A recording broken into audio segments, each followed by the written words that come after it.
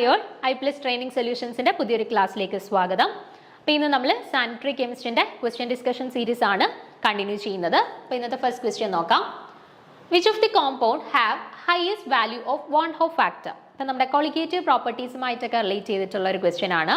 എന്താണ് ചോദിച്ചിരിക്കുന്നത്? തന്നിരിക്കുന്ന കോമ്പൗണ്ട്സിൽ ഹയസ്റ്റ് വാൻ ഹോഫ് വാല്യൂ ഉള്ളത് ഏത് കോമ്പൗണ്ടിനാണ് എന്നാണ് ചോദിച്ചിരിക്കുന്നത്. The compound which having highest van Hoff factor. 4 options തന്നിട്ടുണ്ട്.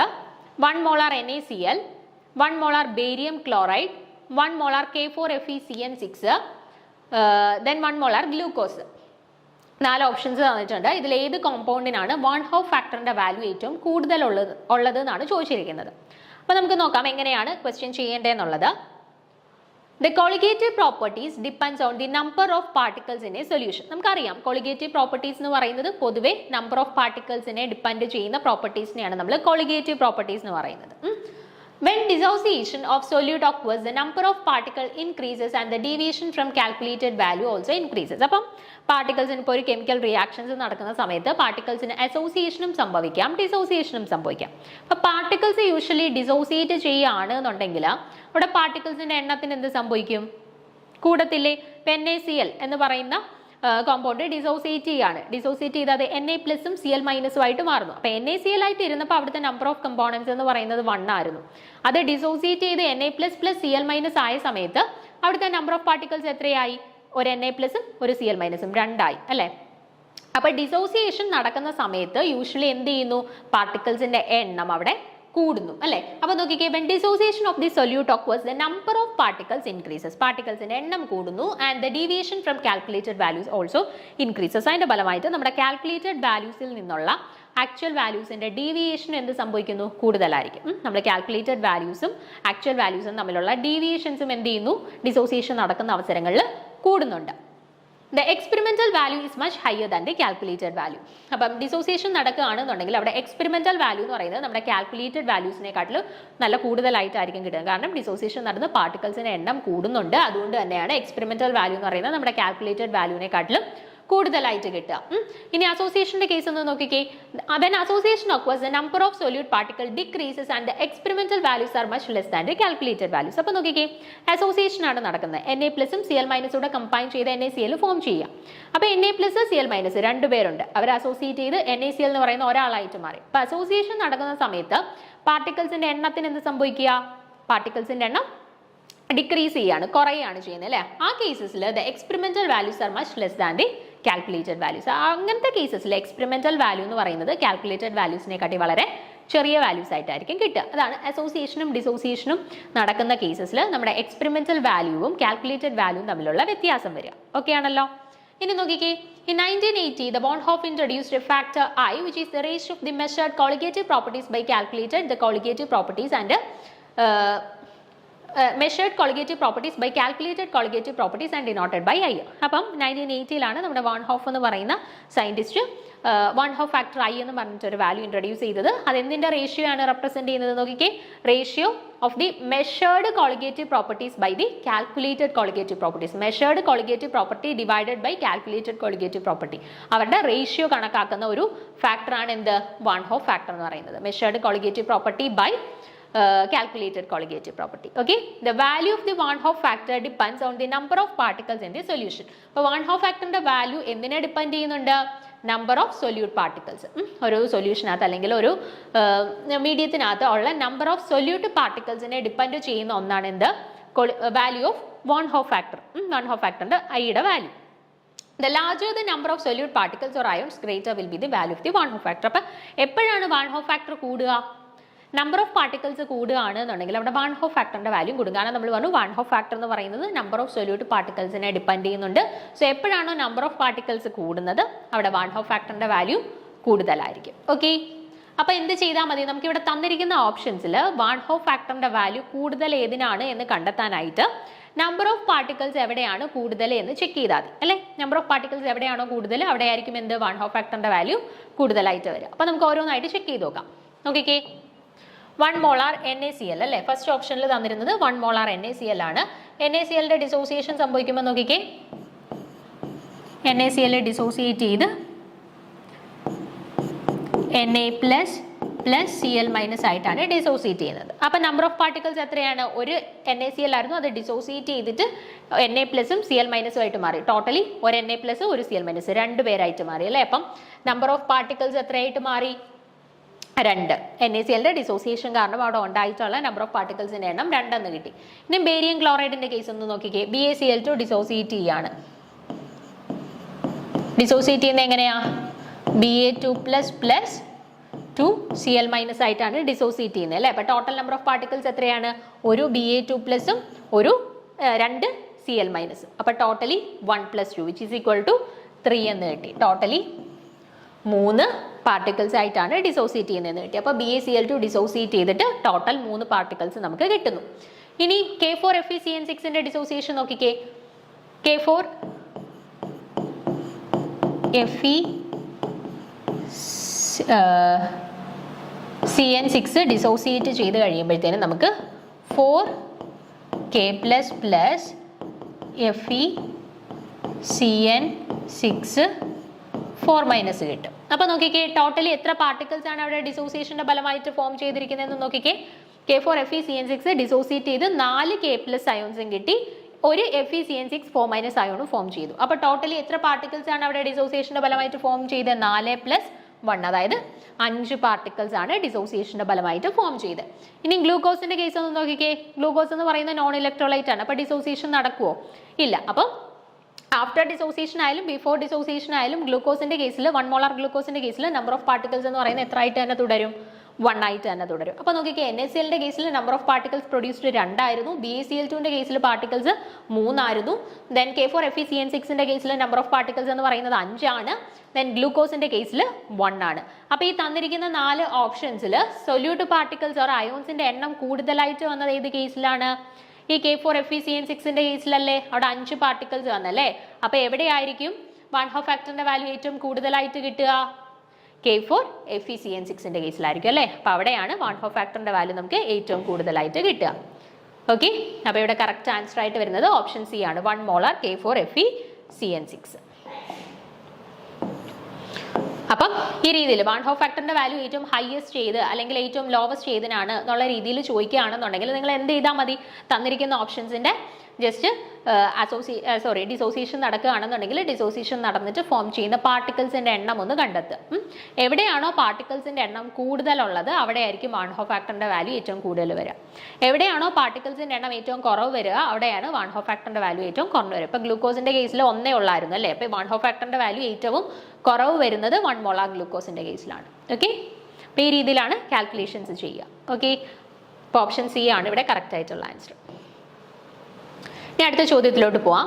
The zigzag movement of the colloidal particles are known as. കൊളോയിഡ്സുമായിട്ട് റിലേറ്റ് ചെയ്തിട്ടുള്ള ഒരു ചോദ്യമാണ്. കൊളോയിഡ്സിന്റെ സിക്സാക് മൂവ്മെന്റിനെ ഏത് പേരിലാണ് അറിയപ്പെടുന്നതെന്നാണ് ചോദിച്ചിരിക്കുന്നത്. ഡിസ്പേർഷൻ എന്നാണോ, ടിൻഡാൽ ഇഫക്റ്റ് എന്നാണോ, ബ്രൗണിയൻ മൂവ്മെന്റ് എന്നാണോ, ഓസിലേഷൻ എന്നാണോ എന്നാണ് ചോദിച്ചിരിക്കുന്നത്. നമുക്ക് നോക്കാം. Sometimes when the beam of sunlight enters the room we can see the tiny dust particles suspended in the air which is moving rapidly. അതായത് നമ്മളിപ്പോൾ പൊതുവേ ഇത്തിരി ഇരുട്ടായിട്ടുള്ള ഒരു റൂമിൽ ഇപ്പം മുകളിൽ കൂടെ കാണാം ചെറിയൊരു വട്ടം ആ റൂമിലോട്ട് പ്രവേശിക്കുകയാണെന്നുണ്ടെങ്കിൽ നമുക്ക് ഇങ്ങനെ ചെറിയ പൊടിപടലങ്ങൾ ഇങ്ങനെ കണ്ടിന്യൂസ്ലി ആ ഒരു എയറിലൂടെ ഇങ്ങനെ മൂവ് ചെയ്യുന്നതായിട്ട് നമുക്ക് കാണാനായിട്ട് പറ്റത്തില്ലേ. അപ്പം ആ ഒരു ഫിനോമിനയാണ് നമ്മളിവിടെ ഈ ഒരു എക്സ്പ്ലെയിൻ ചെയ്യാൻ പോകുന്ന ഫിനോമിന. നോക്കിക്കേ, the tiny dust particles move here and there because they move constantly hit the fast moving particles of the air. അപ്പോൾ എന്തുകൊണ്ടാണ് ഇങ്ങനെ നമുക്ക് പൊടിപടലങ്ങൾ കണ്ടിന്യൂസ്ലി ഇങ്ങനെ അങ്ങോട്ടും ഇങ്ങോട്ടും മൂവ് ചെയ്യുന്നതായിട്ട് തോന്നുക? ഈ പാർട്ടിക്കിൾസ് പരസ്പരം എന്ത് ചെയ്യും? അങ്ങോട്ടും ഇങ്ങോട്ടും ഹിറ്റ് ചെയ്യുന്നതിന്റെ ഫലമായിട്ട് എന്ത് ചെയ്യുന്നത്? കണ്ടിന്യൂസ് ആയിട്ട് അങ്ങോട്ടും ഇങ്ങോട്ടും സിക്സാഗ് ആയിട്ട് ഇങ്ങനെ മൂവ് ചെയ്തുകൊണ്ടേ ഇരിക്കുന്നത്. The zigzag movement of the small particles suspended in the liquid is called Brownian movement. അപ്പം എന്താണ് ബ്രൗണിയൻ മൂവ്മെന്റ് എന്ന് പറയുന്നത്?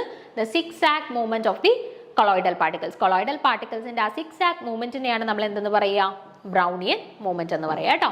കൊളോയിഡ്സിന്റെ സിക്സാക് മൂവ്മെന്റിനെയാണ് നമ്മൾ ബ്രൗണിയൻ മൂവ്മെന്റ് എന്ന് പറയുക. The existence of the Brownian motion gives us two conclusions about the nature of the matter. The matter is made up of tiny particles and the particles of the matter are constantly moving. നമ്മുടെ ഈ ഒരു Brownian movement എന്ന് പറയുന്ന ഒരു concept വെച്ചിട്ട് നമുക്ക് പാർട്ടിക്കിൾസിന്റെ 2 properties ആണ് പ്രധാനമായിട്ടും എക്സ്പ്ലെയിൻ ചെയ്യാനായിട്ട് പറ്റുക.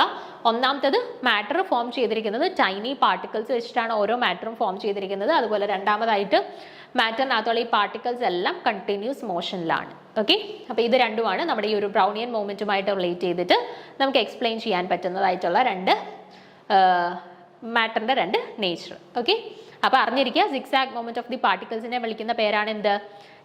ബ്രൗണിയൻ മൊമെന്റ് കേട്ടോ. Zigzag movement of the colloidal particles are called Brownian movement. കുറേ പ്രാവശ്യം ചോദിച്ചു കണ്ടിട്ടുള്ള ഒരു ക്വസ്റ്റ്യൻ ആണ് കേട്ടോ. അതുപോലെ തന്നെ ബാക്കി ഓപ്ഷൻസിനകത്തുള്ള ഡിസ്പെർഷനും ടിൻഡാൽ ഇഫക്റ്റും കൂടെ ജസ്റ്റ് എന്താണെന്ന് അറിഞ്ഞിരിക്കുക. Dispersion is the scattering of light into 7 components when it is passed through a prism. The white line when passes through a prism get dispersed into 7 components. അതായത് നമ്മളിപ്പോൾ പ്രിസത്തിനകത്തൂടെ വൈറ്റ് ലൈറ്റിനെ പാസ് ചെയ്യുകയാണെന്നുണ്ടെങ്കിൽ തിരിച്ചിറങ്ങി വരുന്ന ലൈറ്റിന്റെ 7 components ആയിട്ടല്ലേ scatter ചെയ്ത് വരിക.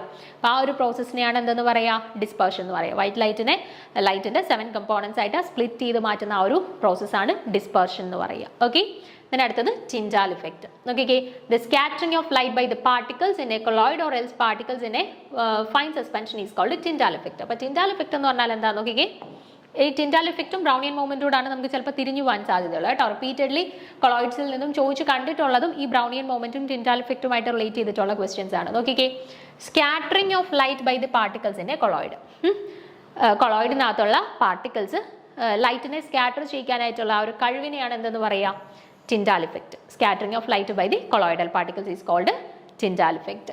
The Tyndall effect occurs when the dimensions of the particles that are causing this scattering are larger than the wavelength of the scattered radiation. നോക്കിക്കേ, എപ്പോഴാണ് Tyndall scattering അല്ലെങ്കിൽ Tyndall effect ഉണ്ടാവുന്നതെന്ന് നോക്കിക്കേ, when the dimensions of the particles that are causing this scattering are larger than the wavelength of the scattered radiations. അപ്പോൾ scattered radiationsന്റെ wavelengthനെക്കാട്ടിലും കൂടുതലാണ് ഈ scattering ഉണ്ടാക്കുന്ന പാർട്ടിക്കിൾസിന് corresponding ആയിട്ടുള്ളത് എങ്കിൽ അങ്ങനത്തെ കണ്ടീഷൻസിലാണ് മെയിൻലി ടിൻഡാൽ സ്കാറ്ററിംഗ് കാണുക.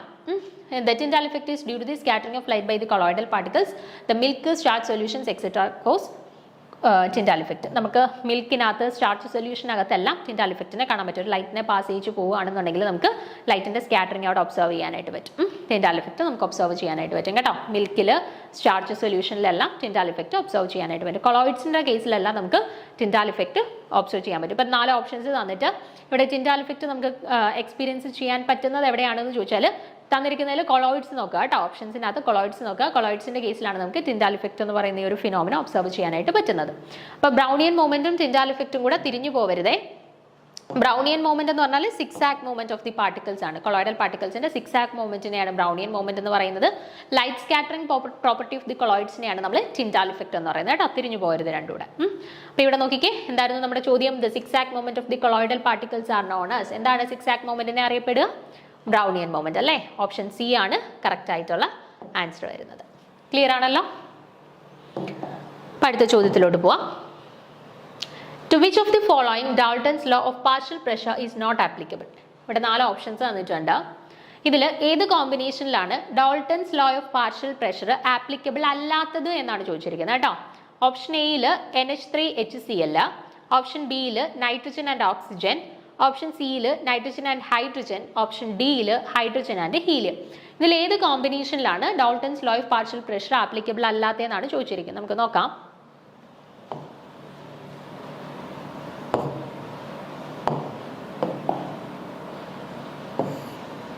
നോക്കിക്കേ, the Dalton's law states that in a mixture of non-reacting gases the total pressure exerted is equal to the sum of the partial pressure of the individual gases. അതായത് Dalton's ലോയിൽ പറയുന്നത് വെച്ചാൽ ഒരു mixture of, ഈ വേർഡാണ് important, mixture of non reacting gases. നമ്മുടെ കയ്യിൽ ഒരു mixture of non reacting gases ഉണ്ട് എങ്കിൽ ദ ടോട്ടൽ പ്രഷർ എക്സേർട്ടഡ്, അവിടെ എക്സേർട്ട് ചെയ്യുന്ന ടോട്ടൽ പ്രഷർ എന്ന് പറയുന്നത് sum of the partial pressures of the individual gas. അവിടെ എത്ര ഗ്യാസസ് ഉണ്ട് ആ ഓരോ ഗ്യാസസിൻ്റെയും ഇൻഡിവിജ്വൽ പാർഷ്യൽ പ്രഷേഴ്സിന്റെ സം ആയിട്ട് നമുക്ക് പറയാനായിട്ട് പറ്റും. അപ്പോൾ 2 ഗ്യാസ് ഉണ്ട് എന്നുണ്ടെങ്കിൽ എ ബി എന്ന് പറയുന്ന 2 ഗ്യാസസ് ഉണ്ട്, രണ്ടുപേരും നോൺ റിയാക്ടിങ് ആയിട്ടുള്ള 2 ഗ്യാസസ് ആണ് എന്നുണ്ടെങ്കിൽ അവിടെ എക്സേർട്ട് ചെയ്യുന്ന ടോട്ടൽ പ്രഷർ എന്ന് പറയുന്നത് എയുടെ പാർഷ്യൽ പ്രഷറിന്റെയും ബിയുടെ പാർഷ്യൽ പ്രഷറിന്റെയും കൂടെ സം ആയിരിക്കും. അതാണ് നമ്മുടെ Dalton's law of partial pressure പറയുന്നത്.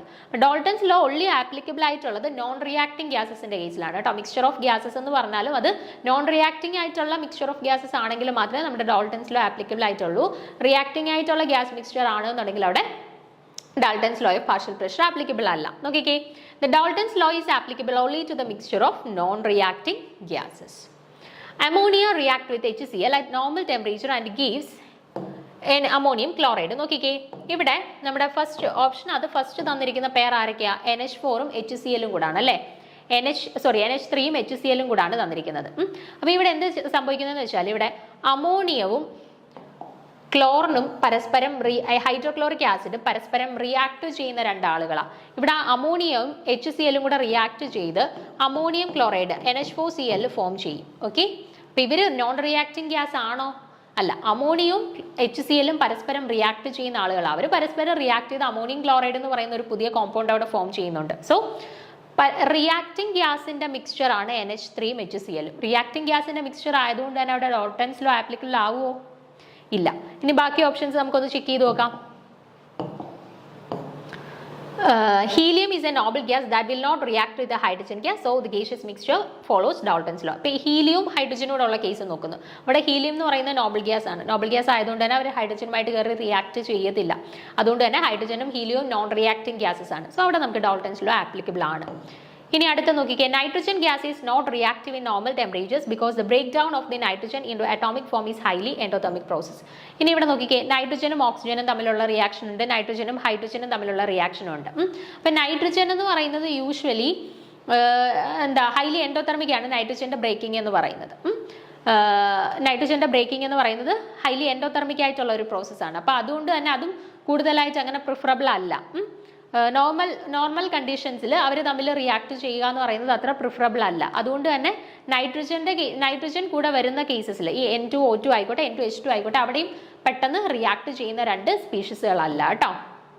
The nitrogen gas is not reactive in normal temperature because the breakdown of the nitrogen into atomic form is highly endothermic process. കേട്ടോ, ഈ നൈട്രജനെ ബ്രേക്ക് ചെയ്ത് N2നെ break ചെയ്ത് nitrogen ആക്കുക എന്ന് പറയുന്നത് ഹൈലി എൻഡോതെർമിക് പ്രോസസ് ആണ്. So ഒരു നോർമൽ കണ്ടീഷൻസിലൊന്നും നോർമൽ ടെമ്പറേച്ചർ കണ്ടീഷൻസിലൊന്നും N2ഉം O2ഉം തമ്മിൽ പരസ്പരം റിയാക്ട് ചെയ്യുന്നില്ല. അതുപോലെ തന്നെ nitrogen and oxygen gas are not found in their atomic form in normal temperature, so these gases will not react with each other. അതുപോലെ നൈട്രജനും ഓക്സിജനും എടുത്താൽ അവരും എന്ത് ചെയ്യുന്നില്ല, അവരുടെ അറ്റോമിക് ഫോമിൽ യൂഷ്വലി നോർമൽ ടെമ്പറേച്ചേഴ്സിലൊന്നും എക്സിസ്റ്റ് ചെയ്യുന്നില്ല. സോ അവരുടെ ഈ റിയാക്ഷൻസും എന്ത് തന്നെയാണ്, ഡിഫിക്കൽട്ടാണ് നോർമൽ കണ്ടീഷൻസിൽ കേട്ടോ. അപ്പോൾ നോർമൽ കണ്ടീഷൻസിൽ പരസ്പരം റിയാക്ട് ചെയ്യുന്ന ഗ്യാസ് മിക്സ്ചർ എന്ന് പറയുന്നത് NH3യും HClഉമാണ്. സോ അവരുടെ കേസിലാണ് എന്ത് ഡോൾട്ടൺസ് ലോ ആപ്ലിക്കബിൾ അല്ലാത്തത്. ഓക്കെ, സോ ഇവിടെ കറക്റ്റ് ആയിട്ടുള്ള ആൻസർ വരുന്നത് ഏതാണ്?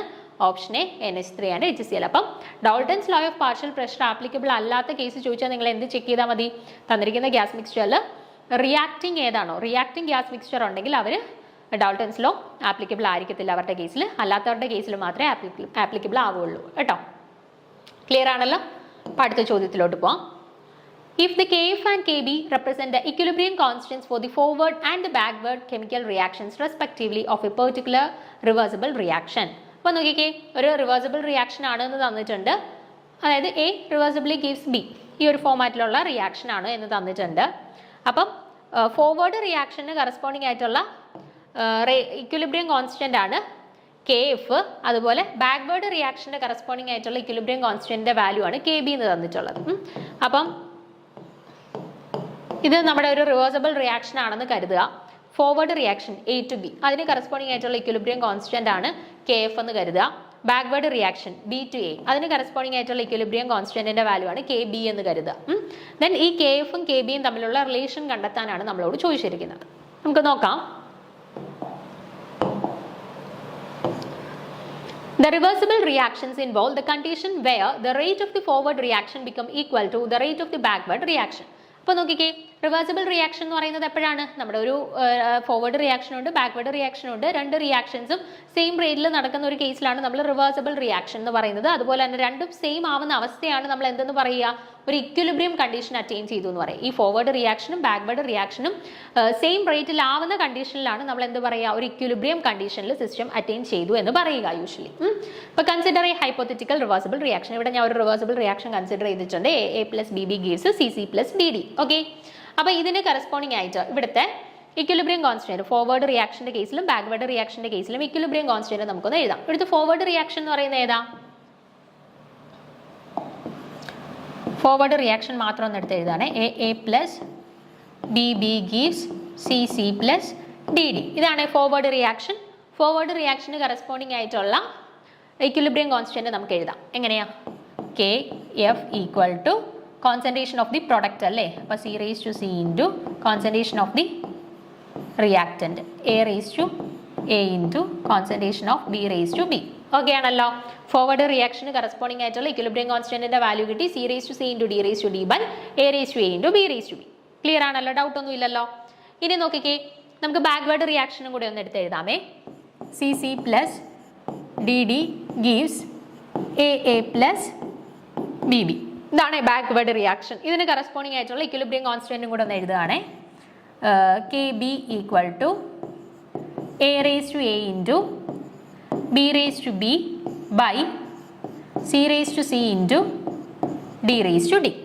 ഓക്കെ, അപ്പം ഫോർവേഡ് റിയാക്ഷന് കറസ്പോണ്ടിങ് ആയിട്ടുള്ള ഇക്വിലിബ്രിയം കോൺസ്റ്റന്റ് എഴുതി, ബാക്ക്വേർഡ് റിയാക്ഷന് കറസ്പോണ്ടിങ് ആയിട്ടുള്ള ഇക്വിലിബ്രിയം കോൺസ്റ്റന്റ് എഴുതി.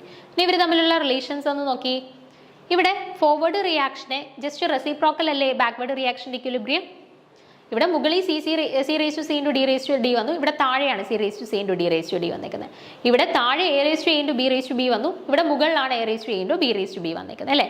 അപ്പോൾ KFന്റെ ജസ്റ്റ് റെസിപ്രോക്കൽ ആണ് എന്ത് KB എന്ന് പറഞ്ഞേക്കുന്നത് അല്ലേ. KFും KBയും തമ്മിലൊരു റെസിപ്രോക്കൽ റിലേഷൻ ആണ് കാണിക്കുന്നത് അല്ലേ. അങ്ങനെയാണെന്നുണ്ടെങ്കിൽ നമുക്ക് KFും KBയും തമ്മിലുള്ള റിലേഷൻ എങ്ങനെ എഴുതാം? KF equal to 1/KB എന്ന് എഴുതിക്കൂടെ? അതായത് ഫോർവേഡ് റിയാക്ഷൻ്റെ ഇക്വിലിബ്രിയം കോൺസ്റ്റന്റ് എന്ന് പറയുന്നത് ബാക്ക്വേർഡ് റിയാക്ഷൻ്റെ ഇക്വിലിബ്രിയം കോൺസ്റ്റന്റിന്റെ റെസിപ്രോക്കൽ ആണ് അല്ലേ. അപ്പോൾ KF equal to 1/KB എന്ന് നമുക്ക് എഴുതാം. KF equal to 1/KB എന്ന് എഴുതാം. ഇനി നമ്മുടെ ചോദ്യത്തിലോട്ട് വന്ന് എന്തായിരുന്നു ചോദിച്ചത്? KFും KBയും തമ്മിലുള്ള റിലേഷൻ എന്താണ്? ഇക്വിലിബ്രിയം കണ്ടീഷനിൽ അവർ തമ്മിലുള്ള റിലേഷൻ എന്താണെന്നാണ് ചോദിച്ചിരുന്നത്. അപ്പോൾ ഏതാണ് ആൻസർ ആയിട്ട് വരുന്നത്? Option B. Option B, KF equal to 1/KB എന്നുള്ളതാണ് കറക്റ്റ് ആയിട്ട് വരുന്നത് കേട്ടോ. KF equal to 1/KB. Option B ആണ് കറക്റ്റ് ആയിട്ട് വരുന്നത്. ക്ലിയർ ആണല്ലോ. നമുക്ക് അടുത്ത ചോദ്യത്തിലോട്ട് പോവാം. What is the bond order of CO molecule? CO മോളിക്യൂളിന് കറസ്പോണ്ടിങ് ആയിട്ടുള്ള ബോണ്ട് ഓർഡർ എത്രയാണെന്നാണ് ചോദിച്ചിരിക്കുന്നത്. Option A 2, option B 3, option C 0, option D 1. അപ്പം നമ്മൾ ബോണ്ട് ഓർഡർ വളരെ എളുപ്പമാണ്, നമുക്ക് സ്ഥിരമായിട്ട് പല എക്സാംസിനും ചോദിച്ചു വരുന്നത് കേട്ടോ. വളരെ എളുപ്പമാണ്, നമുക്ക് ചെയ്യാനുള്ള ഫോർമാറ്റ് അറിയാമെന്നുണ്ടെങ്കിൽ നമുക്ക് ഏത് ചോദിച്ചാലും ഏത് മോളിക്യൂൾ ചോദിച്ചാലും നമുക്ക് സിമ്പിളായിട്ട് ചെയ്യാവുന്നതേ ഉള്ളൂ. അപ്പോൾ നമുക്ക് നോക്കാം. Bond order is defined as 1/2 the difference between the number of electrons present in bonding and anti-bonding orbitals. അപ്പോൾ നോക്കിക്കേ, ബോണ്ട് ഓർഡർ കണക്കാക്കാനായിട്ടുള്ള ഇക്വേഷൻ ആണ് കൊടുത്തിരിക്കുന്നത്. Half into number of bonding electrons minus number of anti bonding electrons. നമ്മൾ molecular electronic configuration എഴുതി കഴിയുമ്പോൾ നമ്മുടെ bonding molecular ഓർബിറ്റൽസിൽ എത്ര electrons ഉണ്ടെന്ന് കൗണ്ട് ചെയ്യുക, ആൻറ്റി ബോണ്ടിങ് മോളിക്കുലർ ഓർബിറ്റൽസിൽ എത്ര ഇലക്ട്രോൺസ് ഉണ്ടെന്ന് കൗണ്ട് ചെയ്യുക, അതിൻ്റെ ഡിഫറൻസ് എടുത്തിട്ട് അതിൻ്റെ ഹാഫ് കണക്കാക്കുന്നതാണ് ബോണ്ട് ഓർഡർ. അപ്പോൾ bond order is the half the difference between the number of bonding electrons and number of anti bonding electrons. Okay, bonding ഇലക്ട്രോൺസിൻ്റെയും ആൻറ്റി ബോണ്ടിങ് ഇലക്ട്രോൺസിൻ്റെയും കൂടെ ഡിഫറൻസ് കണക്കാക്കിയിട്ട് അതിൻ്റെ ഹാഫ് 1/2 എടുക്കുന്നതാണ് എന്ത് ബോണ്ട് ഓർഡർ എന്ന് പറയുന്നത്. ക്ലിയർ ആണല്ലോ. അപ്പോൾ നോക്കിക്കേ, ഇവിടെ നമ്മൾ ശ്രദ്ധിക്കേണ്ട ഒരു കാര്യം, നമ്മൾ ഏതൊരു മോളിക്യൂൾ തന്നിരുന്നാലും അവിടുത്തെ ടോട്ടൽ ഇലക്ട്രോൺസിനെ കൗണ്ട് ചെയ്തിട്ടാണ് മോളിക്കുലർ ഇലക്ട്രോണിക് കോൺഫിഗറേഷൻ എഴുതുക. അല്ലെങ്കിൽ ഇലക്ട്രോൺസിനെ ഡിഫറെൻറ്റ് സബ് ഷെല്ലുകളിലായിട്ട് ഫില്ല് ചെയ്ത് കൊടുക്കാം. ഇലക്ട്രോൺസിനെ ഡിഫറെൻറ്റ് സബ് ഷെൽസിലായിട്ട് ഫില്ല് ചെയ്ത് കൊടുക്കാം. അപ്പം ടോട്ടൽ ഇലക്ട്രോൺ കൗണ്ട് എന്ന് പറയുന്നത് ഇമ്പോർട്ടൻ്റ് ആണ്.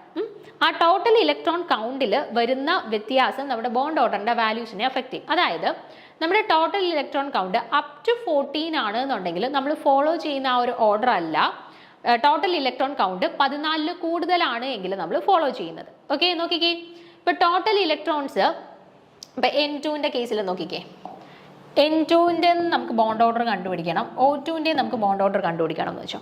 നൈട്രജൻ്റെ കേസിൽ ടോട്ടൽ നമ്പർ ഓഫ് ഇലക്ട്രോൺസ് എത്രയാണ്? ഒരു നൈട്രജൻ്റെ അറ്റോമിക് നമ്പർ 7 ആണ്. സോ N2 വരുമ്പോൾ ടോട്ടൽ നമ്പർ ഓഫ് ഇലക്ട്രോൺസ് എന്ന് പറയുന്നത് 14 ആണ് അല്ലേ. O2ൻ്റെ കേസിലോ ഓക്സിജൻ്റെ അറ്റോമിക് നമ്പർ 8 ആണ്. അപ്പോൾ O2 എന്ന് വരുമ്പോൾ ടോട്ടൽ 16 ഇലക്ട്രോൺസ് ഉണ്ട് അല്ലേ. അപ്പോൾ ടോട്ടൽ ഇലക്ട്രോൺ കൗണ്ട് നൈട്രജൻ്റെ കേസിൽ 14 ആണ്, ഓക്സിജൻ്റെ കേസിൽ 16 ആണ്. അപ്പോൾ നമ്മൾ ഈ രണ്ട് ഇലക്ട്രോൺസിനെയും മോളിക്കുലർ ഓർബിറ്റൽസിലായിട്ട് ഫില്ല് ചെയ്യുന്ന സമയത്ത് സെയിം രീതിയിലുള്ള അറേഞ്ച്മെന്റ് അല്ല നമ്മൾ ഫോളോ ചെയ്യുന്നത്. ഈ അപ് ടു 14 ഇലക്ട്രോൺസ് 14 ഇലക്ട്രോൺസ് വരെയാണ് എങ്കിൽ നമ്മൾ ഫോളോ ചെയ്യുന്ന ഓർഡർ അല്ല 15, 16, 17, 18 ഇലക്ട്രോൺസ് ഒക്കെ ആണെങ്കിൽ നമ്മൾ ഫോളോ ചെയ്യുന്നത്. അതാണ് ഇനിയും പറയാനായിട്ട് പോകുന്നത്. നോക്കിക്കേ, അപ് ടു 14 ഇലക്ട്രോൺസ് 14 ഇലക്ട്രോൺസ് വരെയാണ് എങ്കിൽ നമ്മൾ ഇലക്ട്രോൺസിനെ ഫില്ല് ചെയ്യുന്ന ഓർഡർ ഇതാണ്: sigma 1s, sigma star 1s, sigma 2s, sigma star 2s, pi 2px equal to pi 2py, sigma 2pz. Okay, ഇനി 14 ഇലക്ട്രോൺസിൽ കൂടുതലുണ്ട്, 15ഓ 16ഓ 17ഓ ഇലക്ട്രോൺസ് ഒക്കെ ആണ് എങ്കിൽ നമ്മൾ ഫോളോ ചെയ്യുന്ന ഓർഡർ ഇതാണ്: sigma 1s, sigma star 1s, sigma 2s, sigma star 2s. ഇവിടെ നോക്കിക്കേ, നമ്മൾ പൈ 2px = പൈ 2py ഇലക്ട്രോൺസിനെ ഫില്ല് ചെയ്തിട്ടല്ലായിരുന്നു സിഗ്മ 2pz ഇലക്ട്രോൺ ഫില്ല് ചെയ്യുന്നത്. പക്ഷേ 14 ഇലക്ട്രോൺസിൽ കൂടുതലുണ്ടെങ്കിൽ ആദ്യം സിഗ്മ 2pz ഇലക്ട്രോണിനെ ഫില്ല് ചെയ്യും. ഓക്കെ, അതിനുശേഷം മാത്രമേ പൈ 2px = പൈ 2py ഇലക്ട്രോൺസിനെ ഫില്ല് ചെയ്യത്തുള്ളൂ. Then pi star 2px = pi star 2py, then sigma star 2pz. Okay, അപ്പോൾ ഈ ഓർഡർ നിങ്ങൾ കൃത്യമായിട്ട് പഠിച്ചു വെച്ചിരിക്കണം. 14 ഇലക്ട്രോൺസ് വരെ ആണെങ്കിൽ ഈ ഒരു ഓർഡർ ആണ് ഫോളോ ചെയ്യേണ്ടത്. 14 കൂടുതലുണ്ടെങ്കിൽ ഈ ഒരു ഓർഡർ ആണ് ഫോളോ ചെയ്യേണ്ടത്. ഈ ഓർഡർ കൃത്യമായിട്ട് പഠിച്ചു വെച്ചേക്കണം. എങ്കിൽ മാത്രമേ നമുക്ക് ഏതൊരു കോമ്പൗണ്ട് അല്ലെങ്കിൽ ഏതൊരു മോളിക്യൂൾ കിട്ടിയാലും അതിന്റെ ബോണ്ട് ഓർഡർ കൃത്യമായിട്ട് ചെയ്യാനായിട്ട് പറ്റുള്ളൂ. ഇനി നോക്കിക്കേ, നമ്മുടെ സിഒന്റെ കേസ് ഒന്ന് എടുക്കാം. സിഒയുടെ കേസ് എടുക്കുന്നു. സിഒയുടെ കേസ് എടുക്കുമ്പോഴത്തേന് അവിടുത്തെ ടോട്ടൽ നമ്പർ ഓഫ് ഇലക്ട്രോൺസ് എത്രയാണ്? സിഒയുടെ കേസിൽ കാർബണിന്റെ അറ്റോമിക് നമ്പർ 6 അല്ലേ, ഓക്സിജന്റെ എത്ര? 8. അപ്പൊ ടോട്ടൽ നമ്പർ ഓഫ് ഇലക്ട്രോൺസ് എത്രയാണ്? 14 ആണ് അല്ലേ. അപ്പൊ total 14 electrons. Up to 14 electrons ആണ് എന്നുണ്ടെങ്കിൽ നമ്മൾ ഏത് ഓർഡർ ആണ് യൂഷ്വലി യൂസ് ചെയ്യേണ്ടതെന്നാണ് പറഞ്ഞത്? ഫസ്റ്റ് അല്ലേ, ആദ്യം കൊടുത്തിരിക്കുന്ന ഓർഡറാണ് അപ് ടു 14 ഇലക്ട്രോൺസ് വരെ യൂസ് ചെയ്യേണ്ടത്. 14 ഇലക്ട്രോൺസിൽ കൂടുതലാണെന്നുണ്ടെങ്കിലാണ് രണ്ടാമത് പറഞ്ഞിരിക്കുന്നത് യൂസ് ചെയ്യേണ്ടത്. അപ്പോൾ സിഒയുടെ കേസിൽ ടോട്ടലി 14 ഇലക്ട്രോൺസ് അല്ലേ. അപ്പോൾ ആ 14 ഇലക്ട്രോൺസിനെ നമുക്ക് ഇതിലൊന്ന് ഫില്ല് ചെയ്ത് നോക്കാം. Sigma 1s2, sigma star 1s2, sigma 2s2, sigma star 2s2. ഇപ്പം എത്രയായി? 2, 4, 6, 8 ഇലക്ട്രോൺസ് ആയി. ഇനി നോക്ക്, പൈ 2pxലും 2, പൈ 2pyയിലും 2 ഇലക്ട്രോൺ. അപ്പം എത്രയായി? 2, 4, 6, 8, 10, 12. ബാക്കി 2 ഇലക്ട്രോൺ കൂടെ ഉണ്ട്. അത് സിഗ്മ 2pzലും ഫില്ല് ചെയ്തു. ഓക്കെ, അപ്പോൾ ഈ രീതിയിലാണ് നമ്മൾ ഇലക്ട്രോൺസിനെ ഫില്ല് ചെയ്യുന്നത്. ഇനി എന്ത് കണ്ടുപിടിക്കണം? ബോണ്ട് ഓർഡർ കണ്ടുപിടിക്കണം. ബോണ്ട് ഓർഡർ കണ്ടുപിടിക്കാനുള്ള ഇക്വേഷൻ നമുക്കറിയാമല്ലോ. Half into number of bonding electron minus number of anti bonding electron. Okay, അപ്പോൾ ഇവിടെ ബോണ്ടിങ് ഇലക്ട്രോൺസ് എത്രയുണ്ടെന്ന് നോക്കിക്കേ. നമ്മുടെ ഈ ഒരു sigma 1s, sigma 2s, pi 2px = pi 2py ഇതൊക്കെയാണ് ബോണ്ടിങ് ഇലക്ട്രോൺസ്. ഈ സ്റ്റാർ വരുന്നതാണ് എന്ത്? Anti bonding orbitals. ആ സ്റ്റാർ വരുന്നതിനകത്തുള്ള ഇലക്ട്രോൺസിനെയാണ് ആന്റി ബോണ്ടിങ് ഇലക്ട്രോൺസ് എന്ന് പറയുന്നത്. ഈ sigma star 1s, sigma star 2s ഇതെല്ലാം ആന്റി ബോണ്ടിങ് ഓർബിറ്റൽസ് ആണ്. അതിനകത്തുള്ള ഇലക്ട്രോൺസ് ആണ് ആന്റി ബോണ്ടിങ് ഇലക്ട്രോൺസ് എന്ന് പറയുന്നത്. അപ്പോൾ നോക്കിക്കേ, ഇവിടെ എത്ര ബോണ്ടിങ് ഇലക്ട്രോൺസ് ഉണ്ടെന്ന് നോക്കിക്കേ. സിഗ്മ 1sൽ 2 ഇലക്ട്രോൺ, സിഗ്മ 2sൽ 2 ഇലക്ട്രോൺ, പൈ 2px = പൈ 2pyൽ 2 + 2 4 ഇലക്ട്രോൺ, സിഗ്മ 2pzൽ 2 ഇലക്ട്രോൺ. അപ്പോൾ ടോട്ടൽ എത്രയായി? 2, 4, 6, 8, 10 ഇലക്ട്രോൺ ആയി അല്ലേ. അപ്പോൾ ഹാഫ് ഇൻറ്റു ബോണ്ടിങ് ഇലക്ട്രോൺസ് എന്ന് പറയുന്നത് 10 എന്ന് കിട്ടി. ഇനി ആന്റി ബോണ്ടിങ്ങിൽ എത്ര ഇലക്ട്രോൺസ് ഉണ്ടെന്ന് നോക്കിക്കേ. സിഗ്മ സ്റ്റാർ 1sൽ 2 ഇലക്ട്രോൺ, സിഗ്മ സ്റ്റാർ 2sലും 2 ഇലക്ട്രോൺ. അപ്പോൾ 2 + 2 4 എന്ന് കിട്ടി. ഓക്കെ, അപ്പം 10 - 4 എന്ന് കിട്ടി. അതായത് 10ൽ നിന്ന് 4 പോകുമ്പോൾ 6, 6 / 2 = 3. അപ്പോൾ ബോണ്ട് ഓർഡർ എത്രയാണെന്ന് കിട്ടി? നമുക്ക് 3 ആണെന്ന് കിട്ടി. ഓക്കെ, അപ്പോൾ സിഒയുടെ കേസിൽ ബോണ്ട് ഓർഡർ 3 ആണെന്ന് കിട്ടി. അതിൻ്റെ കാൽക്കുലേഷനാണ് ഇവിടെ കൊടുത്തിരിക്കുന്നത്. ഇനിയിപ്പോൾ NO വരുന്ന കേസ് ഒന്ന് നോക്കിക്കേ നിങ്ങൾ. NO വരുന്ന കേസ് ആണെന്നുണ്ടെങ്കിൽ നൈട്രജൻ്റെ അറ്റോമിക് നമ്പർ 7, ഓക്സിജൻ്റെ അറ്റോമിക് നമ്പർ 8. അപ്പോൾ ടോട്ടൽ നമ്പർ ഓഫ് ഇലക്ട്രോൺസ് 15 വന്നേനെ. അപ്പോൾ NOയുടെ കേസ് 15 ഇലക്ട്രോൺസ് വരികയാണെന്നുണ്ടെങ്കിൽ നമ്മൾ ഇലക്ട്രോൺസിനെ ഫില്ല് ചെയ്യേണ്ടത് ഏത് ഓർഡറിലായിരുന്നേനെ? ഈ രണ്ടാമത് പറഞ്ഞിരിക്കുന്ന രീതിയിൽ sigma 1s, sigma star 1s, sigma 2s, sigma star 2s. അത് കഴിഞ്ഞിട്ട് സിഗ്മ 2pzൽ ഇലക്ട്രോൺസിനെ ഫില്ല് ചെയ്ത ശേഷം മാത്രം പൈ 2px = പൈ 2pyലോട്ട് പോവാം. കേട്ടോ, ഇനി നോക്കിക്കേ, ഇവിടെ ഒരു ഡൗട്ടും കൂടെ വരാം. നമ്മൾ 2, 2, 2, 2, 2 ഇലക്ട്രോൺസിനെ ഫില്ല് ചെയ്തു. 2, 4, 6, 8, 10. ഇനി നമുക്ക് 2 ഇലക്ട്രോൺസിനെയും കൂടെയാണ് ഫില്ല് ചെയ്യേണ്ടതെന്നുണ്ടെങ്കിൽ നമ്മൾ ആ 2 ഇലക്ട്രോൺസിനെയും കൂടെ കയറ്റി പൈ 2pxലല്ല ഫില്ല് ചെയ്യേണ്ടത്. 2 ഇലക്ട്രോൺസ് ഉണ്ടെങ്കിൽ പൈ 2pxനും പൈ 2pyക്കും ഒരേ എനർജിയാണ്. അപ്പം രണ്ടിനകത്തും ഓരോ ഇലക്ട്രോൺസിനെ വീതം വേണം ഫില്ല് ചെയ്യാൻ. കേട്ടോ, പൈ 2pxൽ 1 ഇലക്ട്രോൺ, പൈ 2pyൽ 1 ഇലക്ട്രോൺ. ആ രീതിയിൽ വേണം. അങ്ങനെയാണെന്നുണ്ടെങ്കിൽ ഇലക്ട്രോൺസിനെ ഫില്ല് ചെയ്യാൻ. കേട്ടോ, അപ്പോൾ ഇവിടെ ആകുമ്പോഴത്തേനും പൈ 2pxൽ പൈ 2pyൽ ഇലക്ട്രോൺസിനെ ഫില്ല് ചെയ്യുമ്പോൾ ടോട്ടലി 2 ഇലക്ട്രോൺസ് ആണ് ഫില്ല് ചെയ്യുമെങ്കിൽ രണ്ടിനെയും കൂടെ നമ്മൾ 2pxൽ കയറി ഫില്ല് ചെയ്യരുത്. 1, 1 ആയിട്ട് വേണം ഫില്ല് ചെയ്യാൻ. കാരണം 2 പേർക്കും ഒരേ എനർജിയാണ്. അപ്പോൾ ഈക്വലി വേണം 2 പേരിലും ഡിസ്ട്രിബ്യൂട്ട് ചെയ്യാനായിട്ട് ഒരേ സമയം. കേട്ടോ, അപ്പം നമ്മൾ ബോണ്ട് ഓർഡർ കണക്കാക്കാനായിട്ടുള്ള ഇക്വേഷൻ ക്ലിയർ ആണല്ലോ. അപ് ടു 14 ഇലക്ട്രോൺസ് വരെയുള്ള ഓർഡർ പഠിച്ചു വെച്ചേക്കുക. 14 ഇലക്ട്രോൺസിനെക്കാട്ടി കൂടുതലുള്ള കേസിലും ഓർഡർ പഠിച്ചു വെച്ചേക്കുക. then അതിനുശേഷം ഇക്വേഷൻ അറിഞ്ഞിരിക്കുക. Half into number of bonding electron minus number of anti bonding electrons. കേട്ടോ, അത് ചെയ്യുമ്പോഴത്തേനും നമുക്ക് ബോണ്ട് ഓർഡർ കിട്ടും. ഇവിടെ സിഒയുടെ കേസിൽ നമുക്ക് ബോണ്ട് ഓർഡർ 3 ആയിട്ട് കിട്ടി. സോ ഇവിടെ കറക്റ്റ് ആയിട്ടുള്ള ആൻസർ വരുന്നത് ഓപ്ഷൻ ബി ആണ് കേട്ടോ, ഓപ്ഷൻ ബി 3 ആണ് കറക്റ്റ് ആയിട്ടുള്ള ആൻസർ. അപ്പോൾ ഈ രീതിയിലാണ് ബോണ്ട് ഓർഡർ കാൽക്കുലേറ്റ് ചെയ്യാനായിട്ടുള്ള ക്വസ്റ്റ്യൻസ് ചെയ്യുക. അപ്പം ബാക്കി ക്വസ്റ്റ്യൻസ് നമുക്ക് അടുത്ത സീരീസിൽ നോക്കാം. താങ്ക്